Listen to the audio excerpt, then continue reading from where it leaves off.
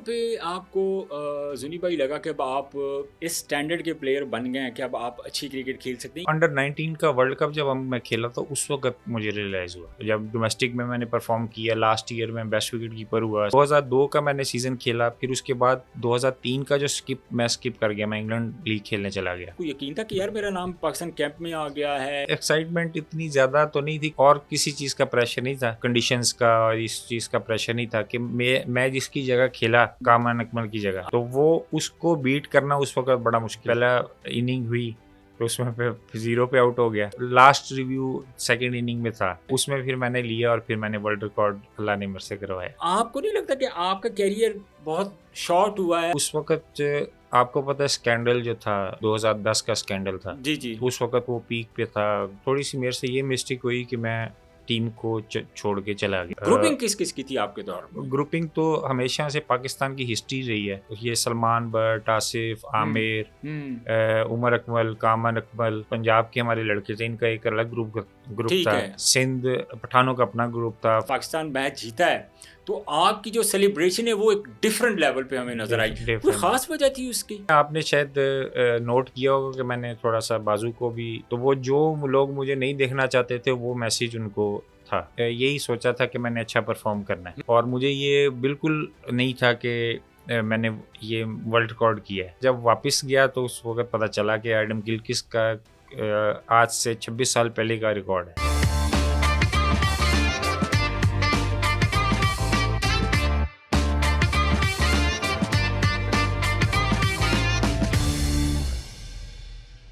बिस्मिल्लाहिर्रहमानिर्रहीम। Public podcast में खुशामदीद। मैं हूं शाहनवाज खान और आप हमारे पब्लिक न्यूज़ का पॉडकास्ट देख रहे हैं। आज के मेरे मेहमान हैं साबिक टेस्ट क्रिकेटर, विकेट कीपर और एक बेहतरीन बल्लेबाज। अनफॉर्चुनेटली जितनी क्रिकेट के लिए वो डिज़र्व करते थे वो क्रिकेट उनको नहीं मिली, नहीं खेल सके, लेकिन हमारे हीरो हैं और उन्होंने पाकिस्तान को बहुत सारे मैचेस जितवाए हैं, फतूहात में अहम किरदार अदा किया है। आज के मेरे मेहमान, उनका मैं नाम आपको बता दूं, सस्पेंस में जाने की ज़रूरत नहीं है। जुल्करनैन हैदर हमारे साथ हैं। जुल्करनैन भाई, अस्सलाम वालेकुम। जी वालेकुम अस्सलाम। सबसे पहले तो आपका शुक्रिया, आपने अपने पॉडकास्ट में मुझे इनवाइट किया। बहुत शुक्रिया, आपका बहुत शुक्रिया, क्योंकि आपका वक्त तो हमेशा कीमती रहता है और आप ज़ाहिर है पाकिस्तान के एक बहुत बड़े स्टार हैं। हमारे लिए टाइम निकालना हमारी खुशनसीबी है, मैं कहूँगा। अच्छा जुनी भाई, मैं पहले आपसे ये जानना चाहूँगा, अपने पॉडकास्ट का जो हम आगाज़ करते हैं नॉर्मली वो करते हैं आपकी कैरियर से।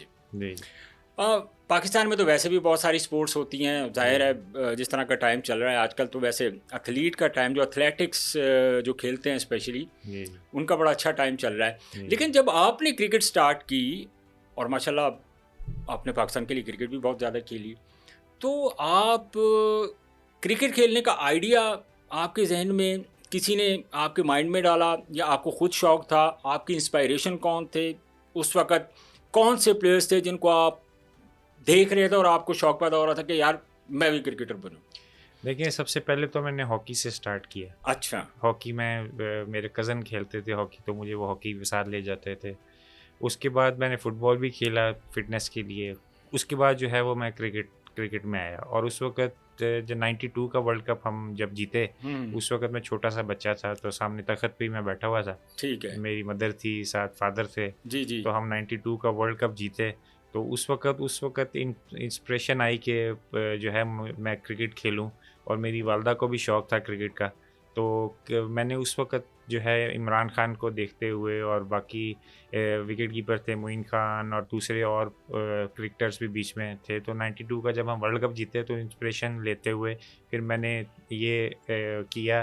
खुद ही, किसी ने मुझे कहा नहीं, खुद ही मैंने ये डिसाइड किया कि मैं क्रिकेट खेलूँगा और एक ना एक दिन अगर मुझे अच्छा अपॉर्चुनिटी मिलेगी या अच्छा मैं प्लेयर बन जाऊँगा, मेहनत करूँगा, तो मैं पाकिस्तान को रिप्रेजेंट करूँगा। अच्छा, मुझे जुनी भाई ये बताएं कि स्कूल क्रिकेट से आपने गालबन आगाज़ किया होगा। जी। तो किस स्कूल से और किस सन में आपने क्रिकेट का आगाज़ किया? एज ए आप विकेट कीपर बैट्समैन, मतलब आपको शुरू से ही विकेट कीपिंग और बैटिंग का शौक़ था, या किसी और डिपार्टमेंट में आप अपने आप को अच्छा समझते थे लेकिन आप as a wicket keeper batsman Pakistan खेले हैं, तो ये कैसे आपके अंदर ये सारी चीज़ें जो हैं वो शौक पैदा हुआ? लेकिन 98 में मैं क्लब इलाके में अपने खेला करता था, अच्छी कीपिंग किया करता था। फिर अपने जो हमारे इलाके के लोग थे वो मुझे लेके जाया करते थे कीपिंग के लिए। ठीक है। क्योंकि मैं इंस्पायर्ड था मोइन खान से, जो बोलते थे, राशिद लतीफ़ से। फिर उसके बाद एडम गिलक्रिस्ट आ गया। एडम गिलक्रिस्ट को देख के हमने शौक पैदा किया। तो उसमें मैं मोहल्ले में खेलता था। फिर मुझे किसी ने कहा कि आप क्लब ज्वाइन करें। ठीक है। तो फिर मैंने क्लब ज्वाइन किया। स्कूल की क्रिकेट तो इतनी मसन वो कम थी, ज़्यादा नहीं थी। वो मैं जो आइजर किंडरगार्टन स्कूल था उसमें मैं पढ़ता था, और साथ क्रिकेट की टीम हल्की फुल्की थी, उसमें मैं खेला करता था। लेकिन जब मैं क्लब ज्वाइन किया, फिर मैंने तहैया किया कि मैं क्लब में, जब मैं गया मॉल्टन क्लब में, तो उसमें मैंने जाके फिर मेरे साथ ये सलमान बट होते थे, वहाब रियाज होते थे, ये सारे जितने जूनियर्स लड़के हमारे मेरे जो बैच के थे वो क्लब में थे। तो उसके बाद क्लब में मैंने जो है मेहनत, मैंने कहा मैं तहैया किया कि मैं मेहनत करूँगा, और फिर अगर मैं अच्छा प्लेयर बनता, और क्लब ने भी मेरी बड़ी सपोर्ट की, बड़े मुझे मैचेस देते थे। तो उसमें पहला मैच कितनी देर बाद आपको क्लब का मिला था? 6 महीने के बाद। अच्छा, 6 महीने के बाद। तो क्या आपके साथ भी ऐसा हुआ कि जब आप जाते थे तो पहले आप रोल करते थे, विकेट तैयार करते थे, और उसके बाद फिर जो है आपको जो है ना पूरी खुद अकेले प्रैक्टिस करते थे, या जो कंबाइन प्रैक्टिस होती थी, तो आपने भी ये सारा सफ़र किया है? देखिए, मैं बिल्कुल आपकी बात सही है कि पहले आपको रोल करना पड़ता है। एग्जैक्टली ऐसे ही होता है। पहले तो मैं कीपिंग ही करता था, जाके फील्डिंग करवानी लड़कों को। तो और जो बॉलर थे हमारे, जो फर्स्ट क्लास खेलते थे या सीनियर हमारे लड़के थे, तो वो मुझे लेके जाया करते थे बॉलिंग के लिए। कौन से बड़े नाम थे उस वक्त आपके दौर में, जो आपसे सीनियर थे और वो फर्स्ट क्लास खेल रहे थे? अली नकवी था, फिर उसके बाद आसिफ एक ADPP से खेला करते थे। ठीक है। वो थे, वो जब उन्होंने बॉलिंग करनी होती थी तो मुझे साथ ले जाया करते थे अपनी प्रैक्टिस के लिए, विकेट कीपिंग के लिए। ठीक है। तो वो उनसे मैं बड़ा इंस्पायर्ड होता था कि यार ये इतने बड़े नाम हैं, सीजनल प्लेयर हैं, तो इनके साथ मैं प्रैक्टिस कर रहा हूँ। इम्प्रूवमेंट भी आती थी।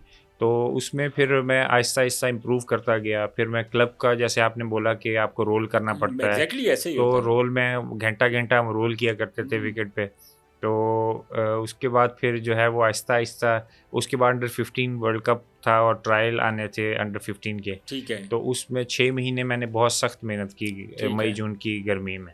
तो उसके बाद फिर मुझे किसी ने कहा कि आप अंडर 15 के ट्रायल हैं, तो फिर मैं वो ट्रायल देने गया। वो वर्ल्ड कप शायद इंग्लैंड में हो रहा था। जी, इंग्लैंड में cos cutter under 15 world cup था। वो 2000 का। ठीक है। तो उसमें फिर जो है वो उस वक्त जनरल तकीज़िया जो थे वो चेयरमैन क्रिकेट बोर्ड थे। तो इसी तरह मैं फिर प्रैक्टिस करते जब ट्रायल्स पे गया, तो सारे विकेट कीपर्स फास्ट बॉलर पे पीछे चले जाते थे। ठीक है। तो मैंने कहा एक अलहदा और मुनफरिद नज़र आने के लिए मुझे कोई ऐसा करना पड़ेगा कि मैं सबसे डिफरेंट नज़र आऊँ।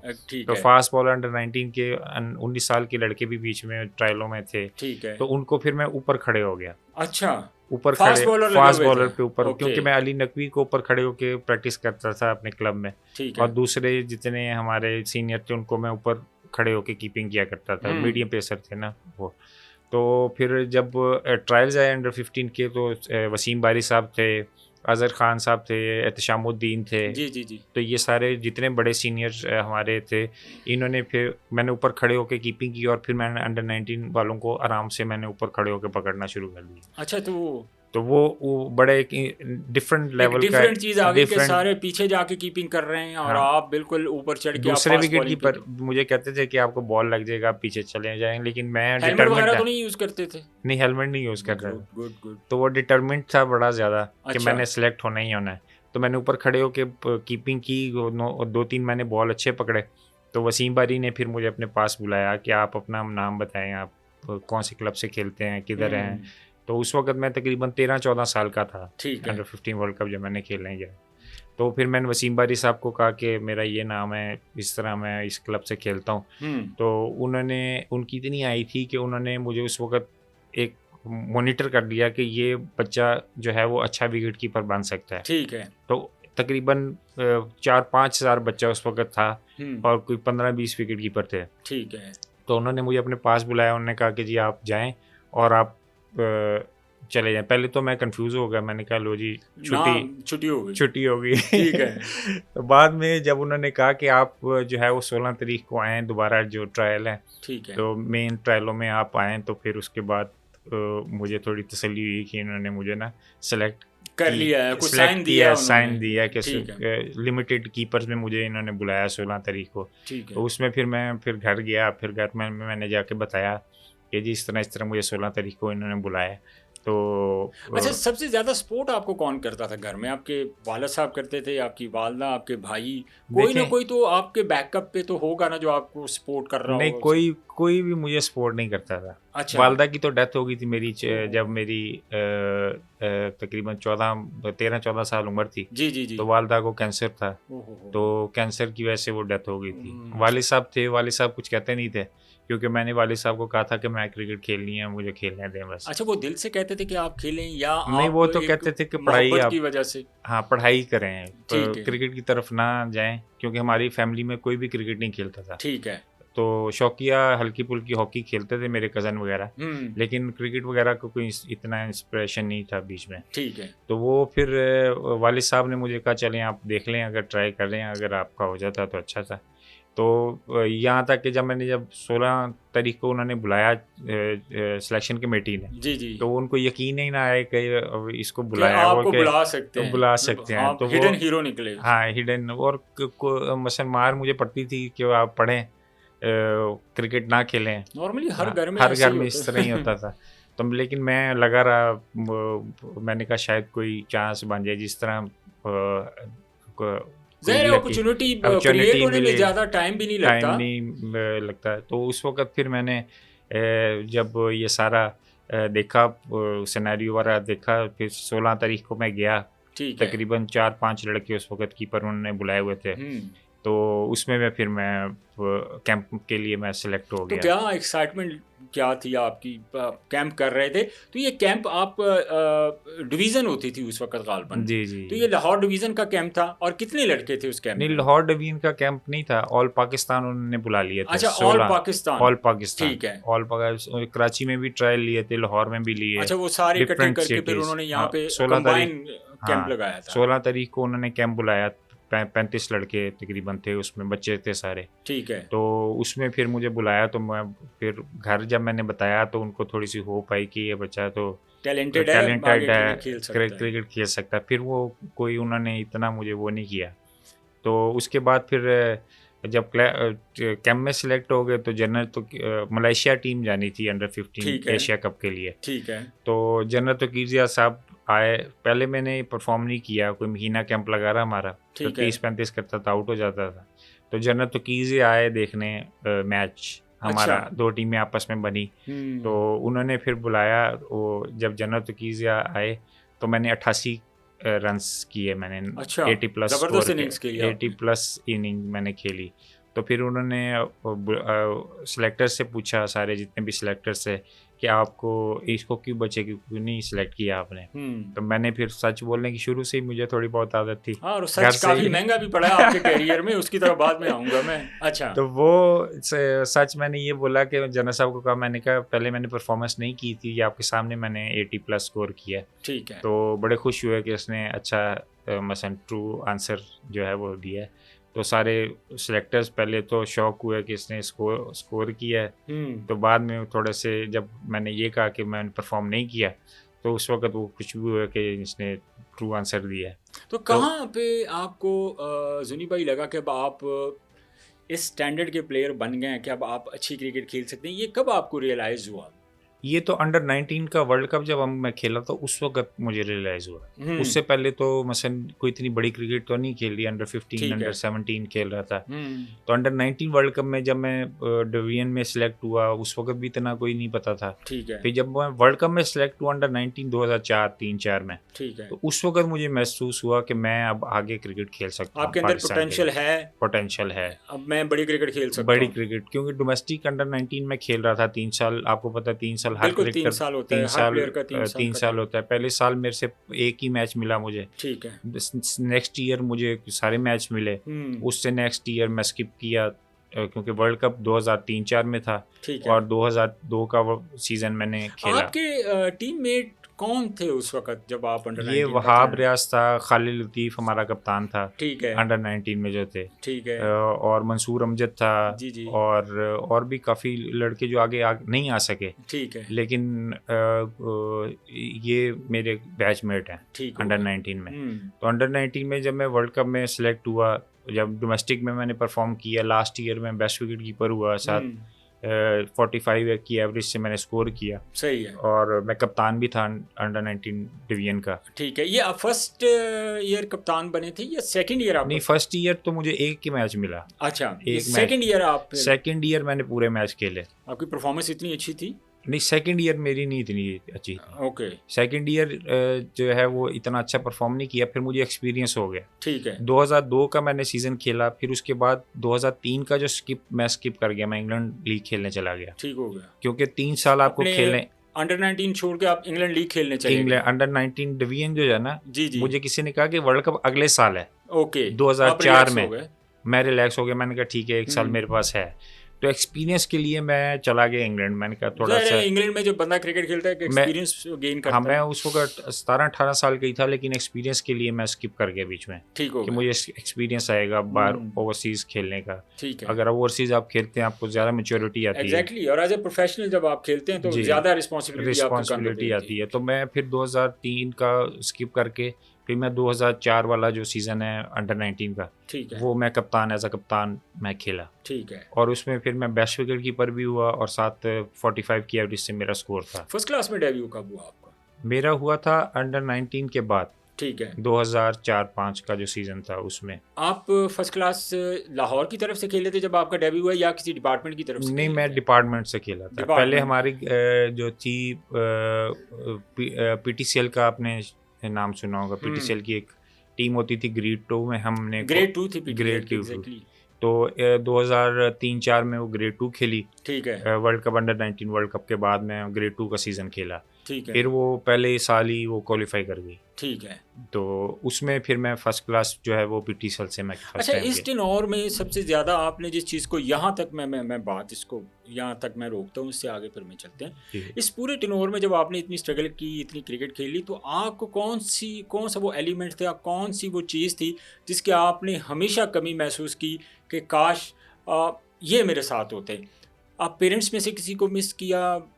कोई ना कोई फ़र्क तो ऐसा होता है जब आप इतनी जर्नी में, जब आप यहाँ तक एक स्टेज पे पहुँचते हैं, तो किसी ना किसी की कमी तो बंदा फील करता ही है वहाँ। देखिए, मेरी वालदा को बड़ा शौक था। अच्छा। वालदा को शौक था, जब मोइन खान वगैरह थे, आकिब जावेद थे, या और जिस तरह हमारे 92 में खेलते थे। ठीक है। तो मदर को मेरी शौक था कि जो है ना, मेरे मामू बाहर आते जाते थे, मेरे मामू जो थे वो ये चाहती थी कि मेरा बच्चा भी कोई इस तरह हो कि बड़ा जो स्टार बने। बड़ा स्टार नहीं बने, कि बाहर आ जाए, खेले। मसलन तो खेलने का तो नहीं था कि बाहर आए जाए और उसका नाम हो। एग्जैक्टली ऐसे। तो वो 6 महीने के बाद जो है वो मैं अंडर 15 वर्ल्ड कप में सेलेक्ट हो गया। ठीक है।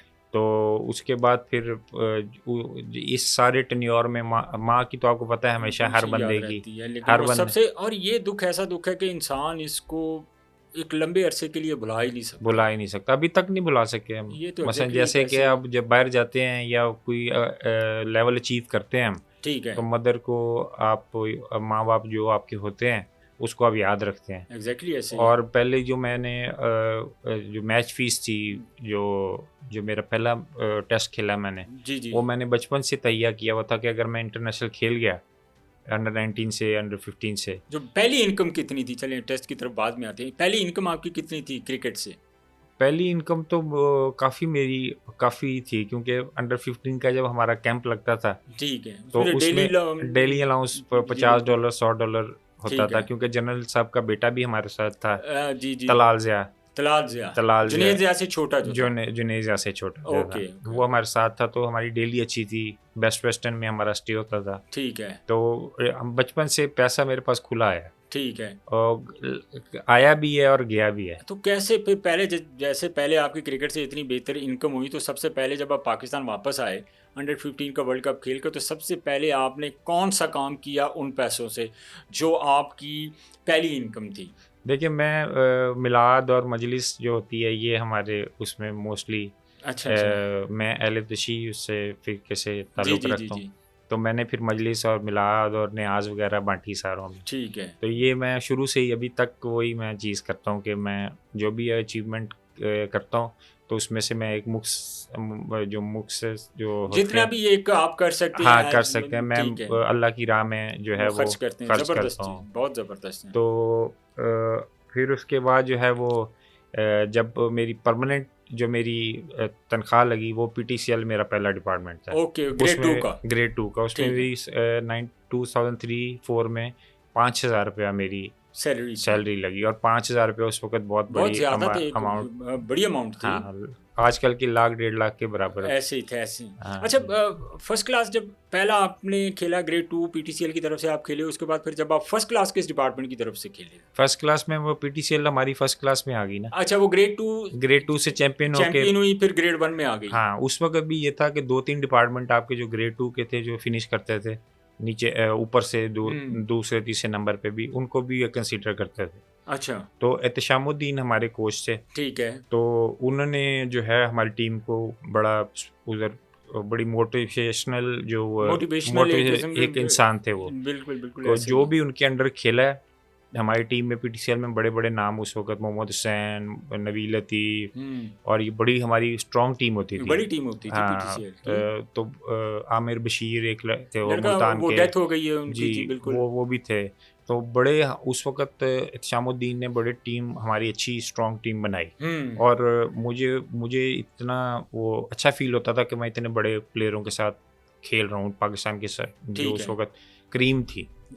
तो ये जैसे राउफ़ अंजुम भी था जी जी जी। और भी 2-3 लड़के बड़े अच्छे थे पीटीसीएल आपके में। पीटीसीएल में। हाँ, तो वो फिर हमारी दूसरे तीसरे नंबर पे हमारी फिनिश किया हमारी टीम ने। ठीक है। तो फिर वो उसको जो है वो फर्स्ट क्लास में कंसीडर करके तो फिर वो फर्स्ट क्लास में अब तो मैंने काफ़ी डेब्यू किया। डिपार्टमेंट्स की तरफ से आप जी, जी। खेले हैं। फिर पीटीसीएल से मैं खेला हूँ, वापडा से खेला हूँ, ठीक है। ज़ेडटीबीएल से खेला हूँ और डोमेस्टिक का मैं कप्तान भी रहा हूँ फर्स्ट क्लास का। ठीक है। डिपार्टमेंट का कप्तान भी रहा हूँ, ठीक है। वाइस कप्तान भी रहा हूँ।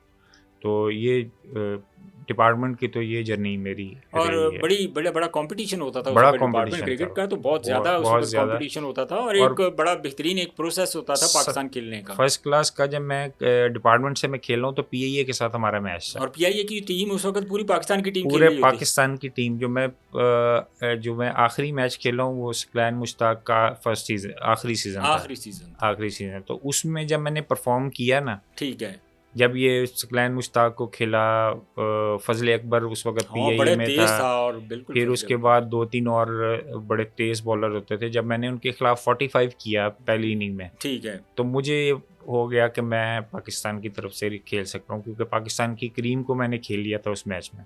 ये बताएं मुझे, जब आप पहला मैच खेले पाकिस्तान की तरफ से, ज़ाहिर है पहले आपका कैंप में नाम आया होगा, तो आप मतलब एक्साइटमेंट लेवल का मुझे बताएं और आपको यकीन हो रहा था, आपको यकीन था कि यार मेरा नाम पाकिस्तान कैंप में आ गया है? मतलब एक एक्साइटमेंट होती है ना पाकिस्तान खेलने की, तो एक अपनी ही खुशी होती है। जी, उसमें एक्साइटमेंट इतनी ज़्यादा तो नहीं थी क्योंकि मैं पाकिस्तान के जितने बड़े बॉलर जितने प्लेयर थे जी, जी। उनके साथ मैं ए टीम में खेल रहा था। ठीक है।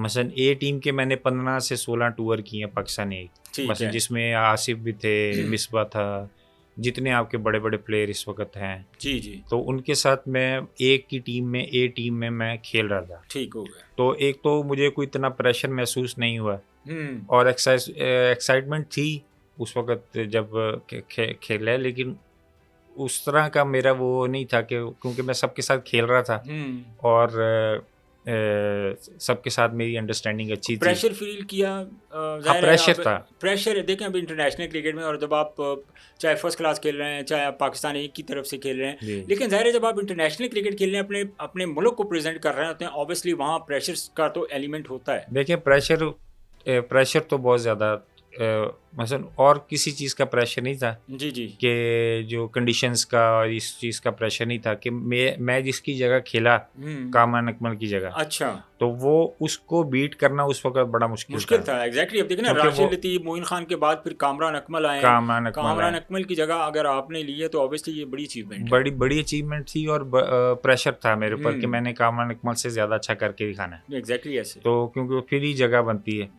तो उसमें जो है फिर मैं पहला मैच जब पहला इनिंग हुई तो उसमें पे 0 पे आउट हो गया। अच्छा, आउट नहीं था लेकिन अंपायर ने तो दे दिया ना आपको तो पवेलियन भेज दिया ना उन्होंने। रेफर नहीं था उस वक्त, तो इस वजह से मैं नहीं लिया। रिव्यू नहीं था तो वो सेकंड में भी इनिंग में उन्होंने रिव्यू था, ठीक है, और फिर मुझे आउट दे दिया। अच्छा, तो उसमें फिर मैंने लिया। रिव्यू तो खत्म हो चुके थे। हाँ, रिव्यू खत्म हो चुके। ओके, तो फिर लास्ट रिव्यू सेकंड इनिंग में था, ठीक तो है। उसमें फिर मैंने लिया और फिर मैंने वर्ल्ड रिकॉर्ड अल्लाह ने मेरे से करवाया। अच्छा, वो यादगार मैच कौन सा था आपका जब आप मतलब ड्यूरिंग द आप कह लें कि आपके इस सिचुएशन में जब आप इस मौके पर जब आप खेल रहे थे, तो जाहिर है कि उस मैच के अंदर जब आपने वर्ल्ड रिकॉर्ड बनाया, जिस तरह आप परफॉर्म किया, तो कोई मेमोरेबल यादें तो होंगी, ऑब्वियसली बात है।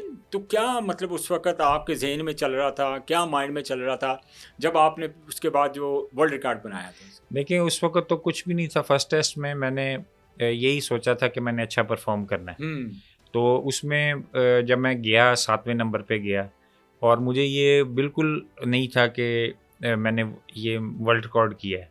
उस वक्त तो मैं सिर्फ खेलता जा रहा था। ठीक है। और वर्ल्ड क्लास बॉलिंग थी उस वक्त। ये एंडरसन था, इंग्लैंड की बेहतरीन हाँ, कॉलिन वुड था, फिन था, स्टॉस था, और उसके बाद स्वान था। तो ये पूरी वर्ल्ड की उस वक्त बेहतरीन बॉलिंग और ज़ाहिर टेस्ट में तो आपको पता है। और 7वें नंबर पे जाके, और उस वक्त जो सईद अजमल थे उन्होंने मेरे साथ एक अच्छी पार्टनरशिप 50 रन की, 50 रन उन्होंने किए। ठीक है। और 88 मैंने मेरे से हो गया। ठीक हो गया। तो 88 जब मैंने किया तो इतना कोई मुझे नहीं पता था कि मैंने वर्ल्ड रिकॉर्ड किया। अच्छा। तो वो जब वापस गया तो उस वक्त पता चला कि एडम गिलक्रिस्ट का आज से 26 साल पहले का रिकॉर्ड है, जो मैक्सिमम पार्टनरशिप हुई थी विकेट कीपर। अब ये रिकॉर्ड मेरे पास अभी भी मेरे पास मौजूद है। As a wicket keeper first test में, as a wicket keeper 88 highest scorer. अच्छा, मेरा।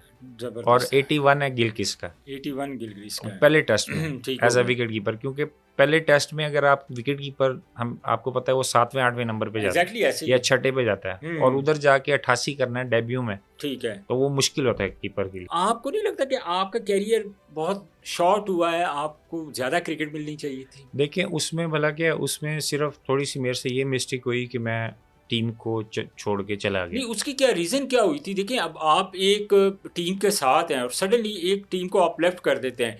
लेकिन देखें, किसी भी टीम के अंदर इख्तलाफात तो होते ही हैं। जाहिर है, जब आप एक टीम में खेल रहे हैं, एक साथ इकट्ठे रह रहे हैं, तो जाहिर है इख्तलाफात तो हो जाते। तो ऐसी क्या रीज़न बनी कि आपको मैच के दौरान ही आपको जाना पड़ गया? देखिए, वो उस वक्त आपको पता है स्कैंडल जो था, जो 2010 का स्कैंडल था। जी जी। उस वक्त वो पीक पे था। ग्रुपिंग भी हमारे टीम में थी। ग्रुपिंग किस किस की थी आपके दौर में?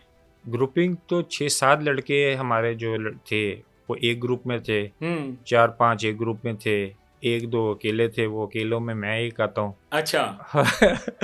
तो बाकी ग्रुपिंग तो आपको पता है पाकिस्तान की हिस्ट्री रही है। नहीं, ग्रुपिंग तो ऑब्वियसली बात है, वो तो होती है। ग्रुपिंग तो हमेशा से पाकिस्तान की हिस्ट्री रही है। ठीक है। दूसरे मुल्कों का हम इसलिए नहीं कह सकते कि उसमें ज़रा कम है। वो अपने मुल्क के लिए खेलते हैं और ये चीज़ें कम है। तो हमारे यहाँ क्यों है? हमारे यहाँ बस अब समझ से बाहर है कि क्या इसमें एलिमेंट्स हैं उसमें। नहीं, तो ग्रुप आखिर किन के ग्रुप्स थे? आखिर उसमें थोड़ा बहुत तो बंदा उसको करता है ना कि यार। देखिए, उस वक्त तो ये मेरे दूसरे निजी चैनल्स के साथ तो दूसरे इंटरव्यूज़ आपने मेरे देखे होंगे। जी जी। तो उसमें मैंने ये सलमान बट, आसिफ, आमिर, उमर अकमल, कामरान अकमल, और ये जितने पंजाब के हमारे लड़के थे, इनका एक अलग ग्रुप ठीक था। है, अच्छा। सिंध पठानों का अपना ग्रुप था, फरीदी अच्छा। था, यूनुस खान, उमर गुल, ये सारे बीच में लेकिन वहाँ पे ग्रुप। कौन सी ग्रुपिंग, कौन सा सूबा, हम तो proud to be as a Pakistani, हम तो पाकिस्तान के लिए खेल रहे हैं, पाकिस्तान के लिए खेल रहे हैं, तो पाकिस्तान हमारी देखिए प्रायोरिटी होनी चाहिए। यही मैं अकेला था, मेरी कोई लॉबी नहीं थी। मुझे क्योंकि मेरी परवरिश ऐसी हुई है कि मैं कभी ठीक है, सियासत में मसलन मैं इन चीज़ों में नहीं आया, ठीक ना है, लॉबिंग में, ना किसी चीज़ में। ए में भी मैं रहा, सबके साथ इक्वल में रहता था। ठीक है। तो हमारी टीम का सॉरी टू से ये कहना पड़ता है कि जो डाउनफॉल है वो इन्हीं चीज़ों की वजह से है। जब आपने वो एक बेहतरीन इनिंग्स खेली यूएई में, जब आपने वो मैच विनिंग्स इनिंग खेली, तो उस वक्त आपके ऊपर प्रेशर था, क्योंकि मौका ऐसा था कि आप, जब हम पाकिस्तान मैच जीता है तो आपकी जो सेलिब्रेशन है वो एक डिफरेंट लेवल पे हमें नज़र आई। कोई डिफरेंट। ख़ास वजह थी उसकी? देखिए उसमें आपने शायद नोट किया होगा कि मैंने थोड़ा सा बाजू को भी जी जी बिल्कुल, आपने बड़े एक इमोशनल होके आपने वो, इमोशनल होके मैंने वो बेसिकली जिन लोगों की एक लॉबी थी और वो मुझे नहीं देखना चाहते थे टीम में, ठीक है, क्योंकि वो जिसकी जगह मैं आया था वो था कामरान अकमल था, और उसकी जगह मैं आया और तीनों फॉर्मेट में मैं सिलेक्ट हुआ। ठीक है। तो वो जो लोग मुझे नहीं देखना चाहते थे वो मैसेज उनको था। अच्छा जुनी भाई, ये तो खैर आपकी एक ओवरऑल जर्नी की मैं बात की, ये बड़ी स्ट्रगल है, जाहिर है। मुझे ये बताएं, आजकल के अगर डोमेस्टिक क्रिकेट, आज की क्रिकेट की तरफ आते हैं, अब डोमेस्टिक क्रिकेट में अगर आपका दौर या मैं अपना दौर कहूँ, आप खुश नसीब है पाकिस्तान खेले, हम नहीं खेल सकते। एक पूरा प्रोसेस होता था पाकिस्तान खेलने का। लेकिन अगर आज की क्रिकेट में देखें, जिसको हम मॉडर्न डे क्रिकेट का नाम देते हैं, आपने पीएसएल के 2-3 मैचेस में परफॉर्म किया, 20 ओवर की क्रिकेट में परफॉर्म किया, आपका फर्स्ट क्लास क्रिकेट आपने नहीं खेली, डोमेस्टिक में आपने टाइम नहीं दिया, डोमेस्टिक आपने नहीं खेली, स्टेमिना आपके इतने नहीं है, टेम्परामेंट किसी बैटर के अंदर नहीं है। तो क्या फ़र्क देख रहे हैं इस क्रिकेट में और उस जो आप, हमारा दौर था उस दौर की क्रिकेट? देखिए मैं जो टीम में मुझे डेब्यू हुआ है, मैं तकरीबन 50-60 मैच फर्स्ट क्लास के खेल के उसके बाद मेरा डेब्यू हुआ, पाकिस्तान के लिए डेब्यू हुआ, और उसके पीछे 13 साल की मेहनत थी। 8 time best wicketkeeper in the domestic cricket. Good. तो अभी मैं एक एडवाइस की थी पीसीबी को कि आप 3-4 साल कम से कम फर्स्ट क्लास खेला होना चाहिए प्लेयर, पीएसएल की परफॉर्मेंस से नहीं होना चाहिए। 3-4 साल आप फर्स्ट क्लास खेलें, उसमें परफॉर्मेंस करें, उसके बाद आप चांस दें। और जिस तरह आपने देखा होगा कि आपने कितने पीएसएल से लड़के आप ऊपर लेके गए, बहुत अर्ली, मतलब 20 ओवर की क्रिकेट से आपने, जिसमें 3-4 विकेट कीपर भी हैं, और भी फास्ट बॉलर भी हैं, बैटर भी हैं। तो उस तरह परफॉर्म नहीं वो कर पा रहे जिसकी तरह उनको पाकिस्तान नेशनल टीम में जाके परफॉर्म करना चाहिए था। ठीक है। तो उसकी भी मेन वजह ये है कि लैक ऑफ एक्सपीरियंस है। Okay. Lack of experience mean कि आपने फर्स्ट क्लास क्रिकेट उतनी नहीं खेली जितनी आपको खेलनी चाहिए। एज ए टेस्ट क्रिकेटर मैं आपसे ये पूछ रहा हूँ, एक टाइम आता है, जाहिर है मैं अगर क्रिकेटर हूँ तो मैं इस चीज़ को रियलाइज़ कर लूँगा कि यार इस टाइम पे ना हमारे पास वो लॉट नहीं है डोमेस्टिक में, ग्रास रूट लेवल पे, जो हमारे पास होनी चाहिए थी। ये चीज़ आपने कब रियलाइज़ की कि अब हमारी जो डोमेस्टिक क्रिकेट का ग्राफ है वो बहुत नीचे चला गया? ये देखें, जब मैंने फ़र्स्ट क्लास आखिरी जो है अभी 4-5 साल पहले मैंने फ़र्स्ट क्लास मैच खेला, तो उस वक्त मैंने देखा कि उस वक्त ये बिल्कुल ही अब हमारी क्रिकेट जो है वो नीचे जा रही है। डिपार्टमेंट क्रिकेट ख़त्म होने से कितना नुकसान हुआ है हमारी डोमेस्टिक? बहुत नुकसान हुआ, क्योंकि हम सब जितने I played 13 domestic seasons from the department. Okay. And I was the 8 time best wicket keeper in domestic cricket. ठीक है। तो उसमें बहुत हम तो पैदावारी डिपार्टमेंट की हैं। आप लोग जितने भी एक सिस्टम चल रहा था और जितने अच्छे प्लेयर आ रहे थे वो डिपार्टमेंट से आ रहे थे, एसोसिएशन से नहीं आ रहे थे। तो उसमें एसोसिएशन से भी खेलते थे, डोमेस्टिक डिपार्टमेंट से भी खेलते थे, तो प्लेयर को एक्सपीरियंस काफ़ी ज़्यादा हो रहा था। ठीक है। तो हमारी एक नीचे क्रिकेट जाने की वजह ये है कि डिपार्टमेंट हमारे बंद हुए बीच में। लेकिन काफ़ी लड़के बेरोजगार भी हुए थे। बेरोजगार तो होने ही थे, लाजमी बात है। जब आप डिपार्टमेंट बंद कर देंगे तो फिर उसमें बेरोजगारी तो होगी। और हम भी पैदावार डोमेस्टिक डिपार्टमेंट्स के हैं, और हमने सारी ज़िंदगी जो है वो जितनी हमने क्रिकेट खेली वो डिपार्टमेंट्स ने हमें पैसा दिया। सुनील भाई, मुझे ये बताइए, आप एक शदीद अलील हो गए थे, बीमार हो गए थे, जी जी, और अल्लाह ताला ने आपको दूसरी ज़िंदगी दी है। तो वो क्या कौन सी ऐसी बीमारी थी जिसकी वजह से आप इतने क्रिटिकल हुए, इतने सीरियस हुए? और जब आप हम मैंने बहुत सारे मतलब टीवी पे देखा, प्रोग्राम्स में देखा, आपकी जो कंडीशन थी वो बड़ी सीरियस थी। जी। तो ड्यूरिंग दैट टाइम एक तो बताएं बीमारी का, और दूसरा मुझे ये बताएं कि जब ये मुश्किल टाइम चल रहा था तो हमारे माशाल्लाह जो क्रिकेटर हैं माशाल्लाह मोस्टली करोड़ोंपति हैं, पैसे की कोई कमी नहीं है। ज़ाहिर है चंद ऐसे प्लेयर्स थे जिनको मैंने देखा जिन्होंने आपकी फाइनेंशियली बहुत ज़्यादा सपोर्ट की थी।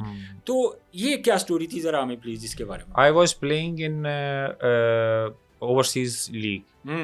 तो उस वक़्त जो है मेरे मैदे में थोड़ी सी इन्फेक्शन हो गई। ठीक है। बाहर का खाना खाया मैंने, उस वक़्त इन्फेक्शन हो गई। इन्फेक्शन की वजह से मेरा मैदा जो है, स्टमक जो है मेरा ब्लॉक हो गया। ओह। तो ब्लॉक होने की वजह से तो वो फिर इमरजेंसी इतनी दर्द हुई, मुझे बहुत ज़्यादा दर्द हुई। ठीक है। तो उस वक़्त फिर मुझे वहाँ से मुझे इमरजेंसी वापस आना पड़ा। ठीक हो गया। तो उस वक़्त जो है फिर डॉक्टर्स को मैं हॉस्पिटल गया सीधा स्ट्रेट अवे। तो उसके बाद फिर उन्होंने कहा कि आपका स्टमक का ऑपरेट करना पड़ेगा, मेदुआ खोल के उसका जी जी वो ऑपरेट होता है। ठीक है। ऑपरेट होता है। तो वो उन्होंने मेरा फिर ऑपरेट किया। जब ये मीडिया में खबर आई कि जुल्करनैन हैदर को बड़े सख्त अलील हो गए हैं जी, स्टमक ऐसी की प्रॉब्लम की वजह सीरियस से, इशू था। सीरियस इश्यूज है। तो फिर जब मीडिया में बात आई तो फिर अफरीदी ने मुझे फ़ोन किया। शाहिद अफरीदी ने। हाँ, पूरे पाकिस्तान के जितने हमारे क्रिकेटर हैं सीनियर, जी जी। उन्होंने मुझे फ़ोन किया। कामर अकमल ने मुझे फ़ोन किया अमेरिका से। ठीक है। उमर अकमल का मुझे फ़ोन आया। बाकी जितने हमारे प्लेयर्स थे उनका मुझे फ़ोन आया कि आपको अगर किसी फाइनेंशियल ज़रूरत है, फाइनेंशियली सपोर्ट चाहिए। फाइनेंशियल सपोर्ट चाहिए तो हम करने के लिए तैयार हैं। ठीक है। तो शाहिद अफरीदी ने मुझे कहा कि आप जितना भी आपका पैसा अगर लगता है तो हमारी फाउंडेशन के थ्रू हम आपका करने के लिए तैयार हैं। ठीक है। लेकिन क्रिकेट बोर्ड ने मुझे सबसे पहले एश्योरेंस दी थी ठीक है। कि हम आपका फाइनेंशियली जितना ऑपरेट होगा हम करने के लिए तैयार हैं। ठीक तो है। पीसीबी का मैं बहुत शुक्रगुजार हूँ ठीक है। कि उन्होंने लास्ट 2 जो टेन्योर हैं उन्होंने मुझे जॉब भी दी और मेरी अलालत जितनी देर आप बीमार रहे हैं, जितनी देर में एक्सपेंस थे वो सारा क्रिकेट बोर्ड ने मुझे दिए। पाकिस्तान क्रिकेट की तरफ आ जाते हैं। पाकिस्तान की परफॉर्मेंस हमने देखी T20 वर्ल्ड कप में, आपको भी मैंने देखा टीवी पे, आप अपने एनालिसिस कर रहे थे और आपके बड़े एक्यूरेट एनालिसिस होते हैं। सो क्या पहले ये बातें हो रही थी कि टीम में हम कुछ ज़्यादा चेंजिंग हमें नज़र आएगी? बहुत सारी स्टेटमेंट्स हमारी नज़र से गुजरी, आपकी नज़र से भी गुजरी होंगी ओबियसली। लेकिन जब हमने देखा कि अभी बांग्लादेश की टीम पाकिस्तान के दौरे पर है तो हमने देखा तकरीबन 3-4 लड़कों के अलावा मोस्टली वही प्लेयर हैं जिनके बारे में ये कहा जा रहा था कि शायद इनको टेस्ट मैच के बारे में जो बांग्लादेश के खिलाफ पाकिस्तान टेस्ट खेलेगा शायद मौका ना मिले या इनको रेस्ट करवा दिया जाए, लेकिन वही टीम खेल रही है। सो आप इसके बारे में क्या कहेंगे, आपके क्या थॉट्स हैं इसके? देखिए यही लैक ऑफ एक्सपीरियंस है कि हमारे पास एक्सपीरियंस प्लेयर है ही कोई नहीं। ठीक है। अब ये जो लॉट खेल रही है इस वक्त पाकिस्तान टीम में, ठीक है, वो वही आपके पास क्रीम है। ठीक है। उसके अलावा आपके पास क्रीम है ही कोई नहीं। तो उसके बाद अलावा आपके पास एक्सपीरियंस लड़के ही कोई नहीं है। तो इसीलिए इनको वापस लाना पड़ा। और इस वक्त मैं ये समझता हूँ कि इसके रिस्पॉन्सिबल कौन है? रिस्पॉन्सिबल हमारे जो क्रिकेट चलाने वाले हैं वो हैं कि आपने डिपार्टमेंट की क्रिकेट बंद की। ठीक है। जिसकी वजह से एक्सपीरियंस लड़के हमारा आने बंद हो गए। ठीक है। ठीक है। और उसमें बेंच स्ट्रेंथ भी नहीं है, बैक स्ट्रेंथ भी आपके पास नहीं है। ठीक है। तो जिसकी वजह से आपको वापस इन्हीं लड़कों को लाना पड़ा। ठीक है। और इस वक्त मैं ये समझता हूँ कि आप भी क्रिकेट को समझते हैं, इस वक्त आपके पास कोई ऐसा लड़का नहीं है कि आप कह सकें कि अगर हम रिप्लेस करें तो वो परफॉर्म करे। तो आपको जो ये सफ़ेद करें स्याह करें, आपको इन्हीं को खिलाना पड़ेगा। लेकिन अब देखें ना इनके बारे में, अब टीम के प्लेयर की जिस तरह वर्ल्ड कप के बाद रिपोर्ट्स आई कि ग्रुपिंग इतनी ज़्यादा थी जिसकी वजह से मैं अगर ये बात करूं तो यही टीम तकरीबन हमारी 2-3 लड़के छोड़ के ऑलमोस्ट यही टीम खेल रही थी कि हम अमेरिका जैसी एक आसान हरीफ क्रिकेट में जिसको हम आसानी हरा सकते थे, हम हार गए। देखिए देखें ग्रुपिंग करने, जब आपकी टीम ग्रुप में पड़ जाती है, ग्रुपिंग में पड़ती है, ठीक है, तो आपकी परफॉर्मेंस इफेक्ट होती है। और जो आपको नज़र आई, एक ग्रुप आपका शहनशाह अफरीदी का बन गया, बाबर आजम का बन गया, क्योंकि शहनशाह अफरीदी को आपने कप्तानी से हटाया, बाबर आजम को बनाया। ठीक है। एक तो ये जो डिसीजन था कि बाबर आजम इतनी देर से कप्तानी कर रहे थे, ठीक है, आपने ऐन मौके पे उसको हटाया और फिर आपने यंग एक बच्चा जो है उसको कप्तानी दे दी, तो वो उस तरह हैंडल नहीं कर सका जैसे आप समझते हैं कि शाहीन शाह अफरीदी को कप्तान बनाने की जो रीज़न थी उनकी 2 साल लगातार लाहौर कलंदर को चैंपियन करवाने के बाद नहीं, देखिए लाहौर कलंदर को जितवाना एक अलग चीज़ है, ठीक है, उसके बाद आप नेशनल टीम के जब आप कप्तान बनते हो वो प्रेशर बहुत बड़ा प्रेशर है। ये तो डोमेस्टिक है, इसमें आप जो मर्जी स्याह करें जो भी करें आप, वो आपका वो मैटर नहीं करता। इंटरनेशनल टीम को रिप्रेजेंट करना और उसकी कप्तानी करना एक बहुत बड़ा प्रेशर है, डिफरेंट। और हमारी सॉरी टीम से ये कहना पड़ता है कि हमारी डोमेस्टिक में और इंटरनेशनल क्रिकेट में गैप बहुत ज़्यादा है। ठीक है, आप भी इस चीज़ को मानेंगे कि हमारी जो डोमेस्टिक क्रिकेट का प्लेयर है और जो इंटरनेशनल में जब वो जाता है तो बहुत ज़मीन आसमान का फ़र्क है, और बाकी कंट्रीज़ में ज़रा कम है, क्योंकि उनका स्ट्रक्चर, डोमेस्टिक का स्ट्रक्चर हमारे से ज़्यादा स्ट्रॉन्ग हो चुका है।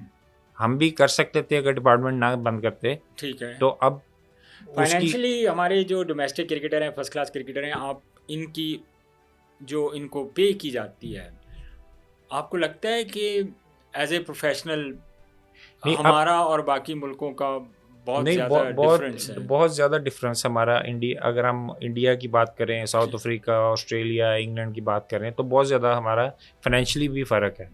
लेकिन अगर आप एज अ नेशनल होके सोचें तो मनी नॉट मैटर, कि पैसा जो है मैटर नहीं करना चाहिए, तो उसमें आपको अपने मुल्क के लिए खेलना है। ये जाहिर है आपको एक प्रोफेशनल होने में तो यही हेल्प करती है। लेकिन 5-6 साल से पैसा तो आया है क्रिकेट में, डोमेस्टिक में भी आया है, लेकिन क्वालिटी नहीं आई। क्वांटिटी आई है लेकिन क्वालिटी नहीं आई।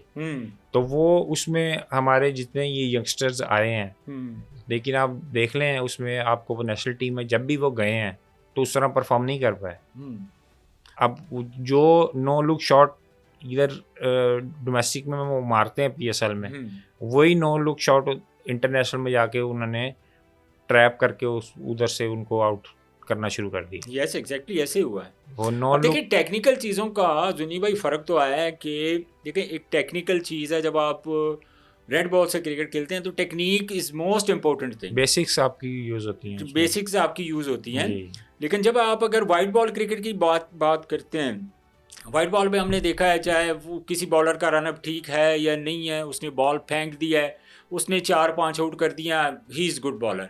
अगर कोई बैटर है वो उसको ये नहीं पता, उसने टांग रख के उसमें से क्रॉस मार दिया, उसने रिवर्स स्वीप शॉट मार दी, कोई शॉट मार दी, अगर उसने रन्स कर दिए तो बल्ले बल्ले जी। तो क्या ये जो हमने अभी देखा है, जिस तरह पाकिस्तान टीम जो स्क्वाड अनाउंस हुआ है बांग्लादेश के खिलाफ, हमने बहुत सारे ऐसे प्लेयर्स देखे जो स्पेसिफिक वाइट बॉल के प्लेयर हैं, लेकिन उनको रेड बॉल में डाला गया है। तो क्या हमारे पास, आप क्या समझते हैं, आपकी डोमेस्टिक पे फर्स्ट क्लास पे इतनी नज़र है, अभी डिपार्टमेंट क्रिकेट हुई है, कि हमारे पास बिल्कुल भी कुछ नहीं है टेम्परामेंट बैटर्स या टेक्निकल प्लेयर जिनको हम पाकिस्तान टीम में मौका दे बांग्लादेश के खिलाफ? हमारे पास टाइम है एक्सपेरिमेंट करने का। नहीं, एक्सपेरिमेंट तो आप काफ़ी अर्से से एक्सपेरिमेंट ही कर रहे हैं क्रिकेट के साथ। ठीक है, क्रिकेट के साथ आप क्रिकेट के साथ और क्रिकेट के साथ एक्सपेरिमेंट ही कर रहे हैं आप टीम के साथ। तो कोई ऐसा प्लेयर आपका इस वक्त टीम में है ही नहीं जिस पे आपको एतमाद हो कि ये आधा दिन या पूरा दिन खड़े होके क्रीज पे सर्वाइव कर जाएगा। जो हमारे दौर के क्रिकेटर से वो आधा दिन उनकी ये ड्यूटी होती थी। मैं भी मिसाल के तौर पे, मुझे भी मेरी बेसिक स्ट्रॉन्ग सी, मैं हमेशा कोचेज़ का फेवरेट रहा हूँ, क्योंकि हमें पता होता था कि हमारी बेसिक्स इतने स्ट्रॉन्ग हैं कि हमें आधा दिन क्रीज पे खड़े होके गुजारना है। तो उसमें हम आधा दिन, पूरा दिन हम खड़े होके गुजारते थे विकेट। ठीक है। आजकल के जो क्रिकेटर हैं वो 2020 क्रिकेट से इतने ज़्यादा, वो टेस्ट क्रिकेट भी तो बहुत तेज़ हो गई है। टेस्ट क्रिकेट लेकिन तेज़ हो गई है, लेकिन कई जगह पे हम आधे दिन में पूरी टीम हमारी आउट होती रही है। ऐसे ही है, तेज़ खेलने के चक्करों में। ठीक है। और कई मैचेस हम इस तरह हारे हैं कि हमें आराम से खेलना पड़ा और हम तेज़ खेलने के चक्करों में वर्ल्ड कप में भी हारते रहे।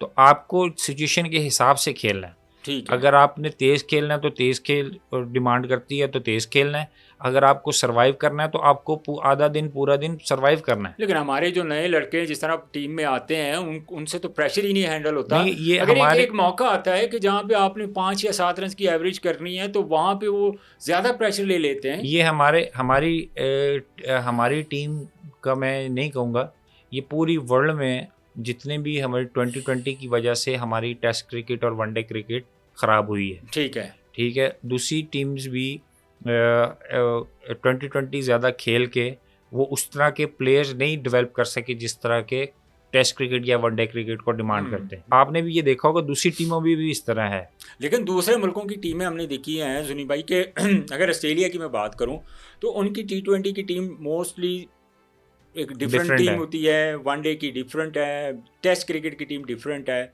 लेकिन हमारे यहाँ पे जो स्ट्रक्चर है, हमारे यहाँ पे जो सिस्टम है, वो एक दो चेंजेस के अलावा मोस्टली वही लड़के तीनों फॉर्मेट खेल रहे होते हैं। आपने सही कहा ना कि हमारे पास बैकअप ही नहीं है।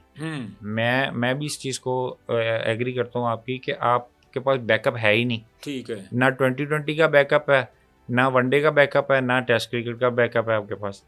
वही लड़के जो 2020 खेलते हैं वही वनडे खेल रहे होते हैं, वही टेस्ट खेल रहे होते हैं। तो क्या करने की ज़रूरत है क्रिकेट बोर्ड को? कौन से इकदाम उठाने की ज़रूरत है जिससे हमारी कम से कम जो डोमेस्टिक क्रिकेट है वो बेहतर हो? बल्कि लास्ट ईयर तो काफ़ी ज़्यादा गालबन, अगर मैं गलत नहीं हूँ, 350 के करीब फर्स्ट क्लास के जो क्रिकेटर थे उनको कॉन्ट्रैक्ट थे, लेकिन इस दफ़ा कम करके आई थिंक शायद 150 कर दिए। नहीं, आप डिपार्टमेंट क्रिकेट को स्ट्रांग बनाए हैं। लेकिन डिपार्टमेंट जो खेले हैं, देखें अब डिपार्टमेंट, अब प्राइवेट डिपार्टमेंट हैं 2-3 तो नहीं, उस तरह तो प्राइवेट खेले ही नहीं है। जैसे हबीब बैंक होता था, जाहिर है, अलाइड बैंक होता था, UBL होता है, नेशनल बैंक था, PIA था। ठीक है, उस तरह के डिपार्टमेंट तो खेले ही नहीं है।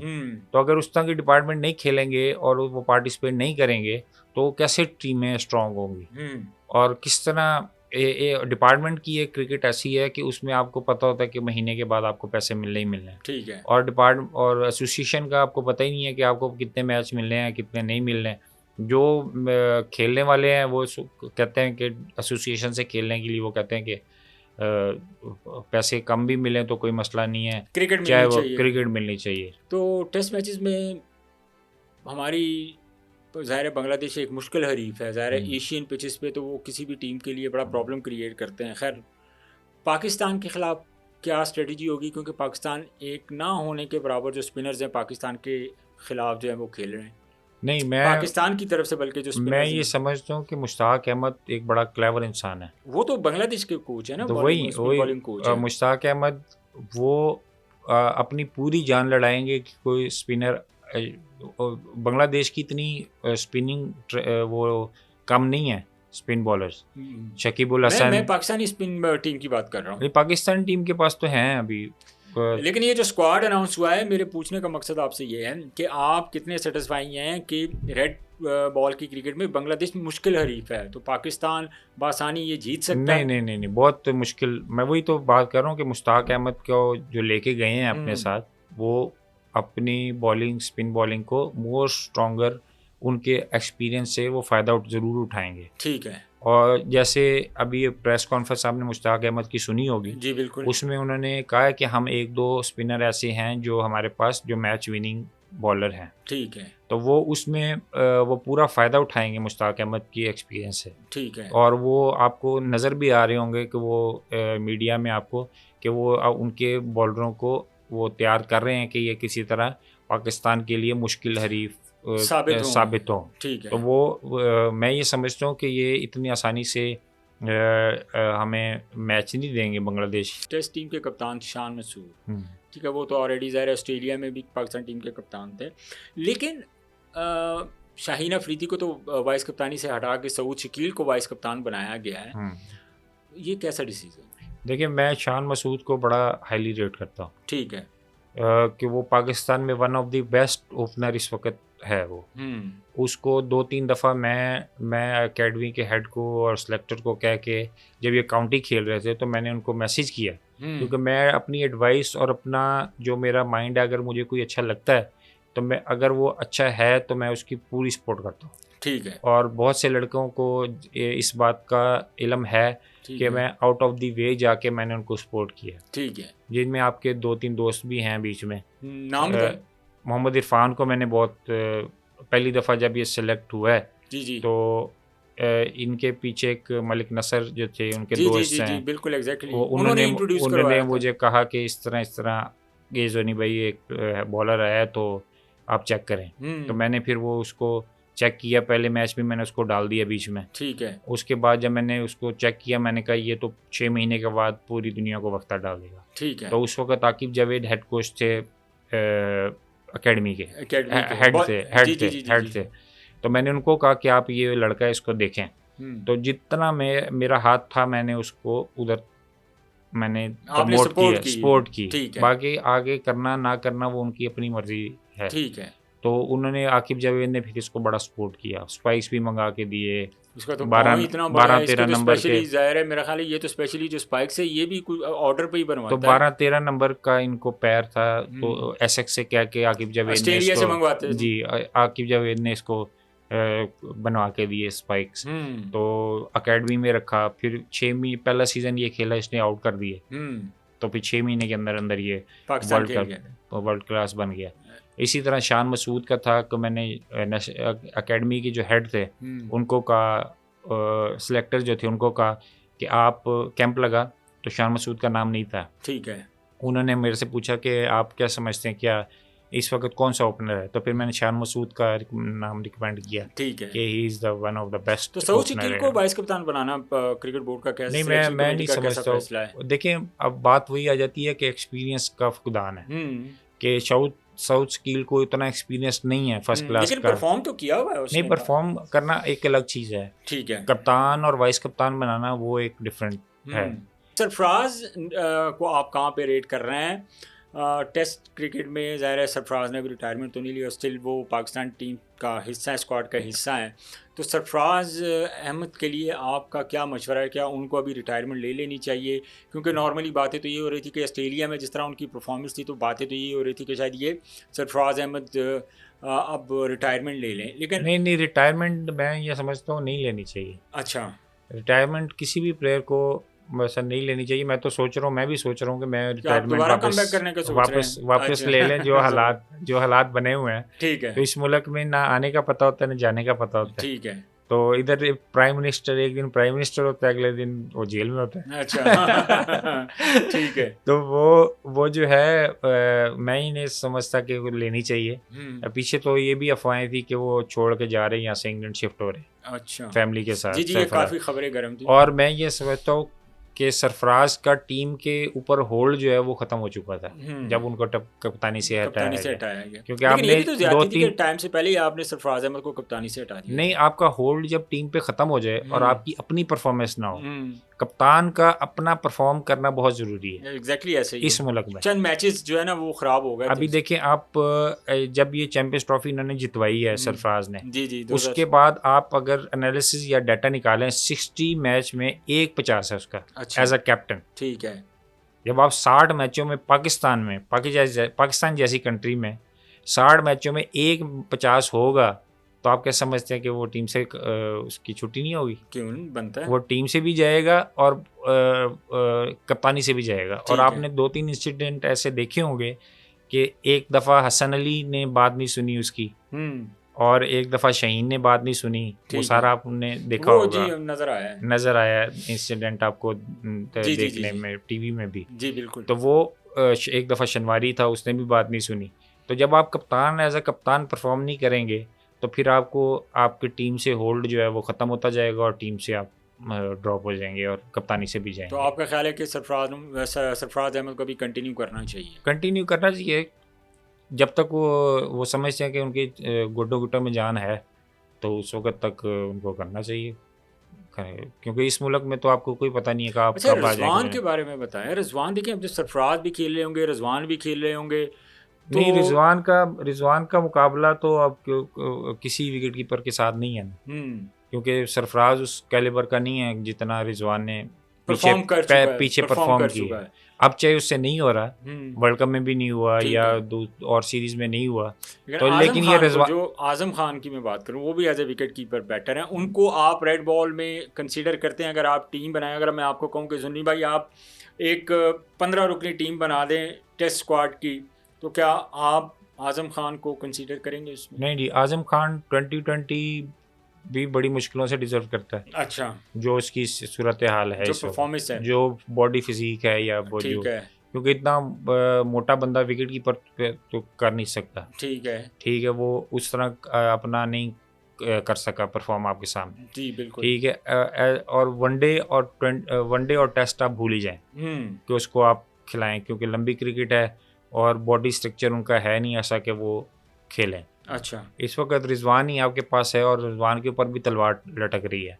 ये अभी बांग्लादेश सीरीज में भी आपने देखा होगा कि उनको निकालने की बात हो रही थी, क्योंकि वो भी तो बहुत लॉबी सारे का प्लेयर्स हिस्सा, के बहुत सारे प्लेयर्स के बारे में बात हो रही थी कि ये क्योंकि वो बांग्लादेश टेस्ट ये सीरीज में ये अब ड्रॉप ये होंगे। 2-3 लड़के जो हैं ये लॉबी सिस्टम का, लॉबी का हिस्सा बने हैं बने, ठीक है। और दोस्तियाँ यारियाँ निभाने के उसमें बने हैं, इसलिए इन पे तलवार लटक रही है कि, और आपने उसकी जो कोच है हमारा, उसकी आपने रिपोर्ट पढ़ी होगी या सुनी होगी कि उन्होंने कहा कि ये लॉबिंग कर रहे हैं, तो 3-4 जो है वो इसीलिए बाहर होने लेकिन को है। देखें जो फिर होना तो फिर ज़ाहिर है ये चाहिए कि जो लड़का अपने, पहले हमारा मुल्क है, पहले पाकिस्तान है, उसके बाद बाकी सारी चीज़ें, प्रायोरिटी ये होनी चाहिए कि हमने पाकिस्तान के लिए खेलना है और पाकिस्तान को हमने जितवाना है, पाकिस्तान के लिए हमने फ़ाइट करनी है। लेकिन आपको नहीं लगता कि ये उनको, अगर जो प्लेयर लॉबिंग कर रहे थे उनको अगर थोड़ी पनिशमेंट दी जाती, थोड़ा उनको डोमेस्टिक क्रिकेट में भेजा जाता, फर्स्ट क्लास में भेजा जाता, वो 2 साल से 1 साल वो अच्छी खासी मार खा के खेल के परफॉर्म करके फिर उनके लिए कोई वे बनना चाहिए था कि वो दोबारा पाकिस्तान टीम में आते। देखिए, फर्स्ट ऑफ ऑल तो आपके पास बैकअप है ही नहीं, वो तो नहीं है ना, ना वो तो हो रिजवान गई का बात। बैकअप है, ना बाबर का बैकअप है, ना शहीन का बैकअप। देखें कोई भी प्लेयर है, मेरी बात सुने और जुनी मैं भाई। ये समझता हूँ चाहे आप हारें, चाहे बांग्लादेश से हार जाएं, आप अफगानिस्तान से हार जाएं, लेकिन एक दफ़ा आपको ये स्टेप लेना चाहिए था कि जो लॉबिंग कर रहे हैं उनको आप टीम से अलहदा कर देते। तो जाहिर है फिर अगर नए लड़कों को हम चांस देंगे, नए लड़के परफॉर्म करेंगे। देखें अगर हारना ही है, नए लड़कों को अगर हम थोड़ा एक्सपीरियंस देंगे, वो खेलेंगे, उनके अंदर कॉन्फिडेंस आएगा, तो फिर आहिस्ता आहिस्ता वही लड़के खिला खिला के तो वो अच्छे हो जाएंगे। ठीक है, तो ऐसे तो नहीं है जब हम खुद ही रिप्लेसमेंट तैयार नहीं करना चाह रहे तो उस पर फिर क्रिटिसाइज करना बनता नहीं है।